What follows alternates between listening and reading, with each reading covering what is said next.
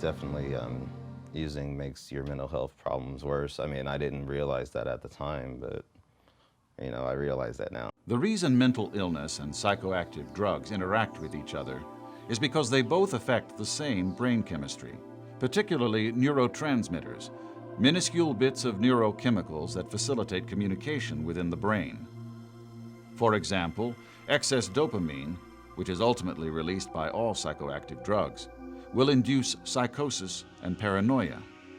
Excess dopamine is also implicated in schizophrenia. The depletion of serotonin due to abuse of ecstasy and methamphetamine will induce depression. Low serotonin levels are also found in cases of major clinical depression when drugs are not involved. The release of GABA by alcohol lowers inhibitions and relaxes muscles, but unbalanced GABA levels can produce mood disorders, such as major depression, without the use of drugs. I got back on my medication, got out the hospital, started feeling pretty well again, and started dipping and dabbing back off into drugs.